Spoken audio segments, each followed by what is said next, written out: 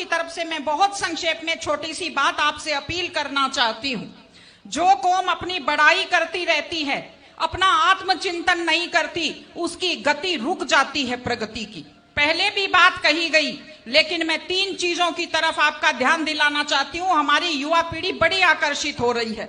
एक नशे की आदत, एक अपराधों की तरफ आकर्षण और एक लापरवाह तेज ड्राइविंग के प्रति आकर्षण।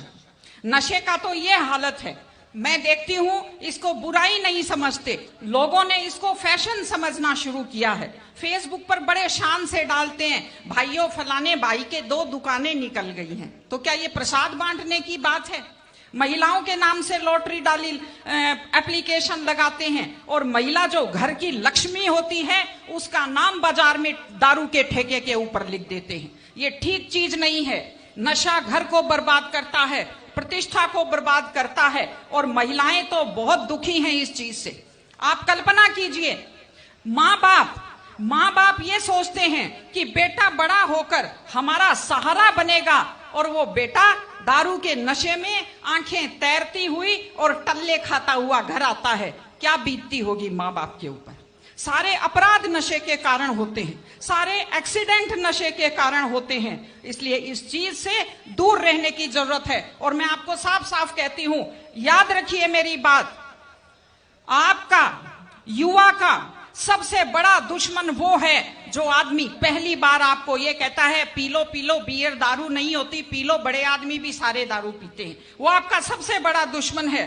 चाय की आदत भी छूटनी मुश्किल हो जाती है। दूसरी चीज अपराध। एक खास चीज जो मैंने देखी बड़ी नकारात्मक, अपनी जाति के अपराधियों का पक्ष लेना शुरू कर दिया है सबने। पितर बना दिया है अपनी जाति के अपराधियों को। ये अपराधी खुद बर्बाद होते हैं और अपने पीछे पूरी युवा पीढ़ी को बर्बाद करते हैं। मैं आपको एक उदाहरण देती हूं। एक ऐसे शख्स, एक ऐसे खिलाड़ी दिल्ली के, जिन्हें आज मेडल जीते हुए लोगों की गिनती में होना चाहिए था पहलवानी में, अपराध के कारण आज दिल्ली में जेल की सलाखों के पीछे बैठे हैं। ये हमारे लिए दुख की और शर्म की बात है। और तीसरी चीज तेज ड्राइविंग। 1 लाख युवक, बाकी बड़े उम्र के लोग अलग हैं, 1 लाख युवक जान गंवाते हैं हर साल लापरवाह ड्राइविंग के कारण। आप सोचिए, 25 साल लगते हैं एक बच्चे को पालकर बड़ा करने में और 25 सेकंड में लापरवाह ड्राइविंग के कारण वो लाश में बदल जाता है। क्या बीतती होगी उस मां के ऊपर जो अपने जाते हुए बेटे की पीठ देखती है और आते हुए बेटे का मुंह नहीं देख पाती। आप लोग क्या सोचते हैं?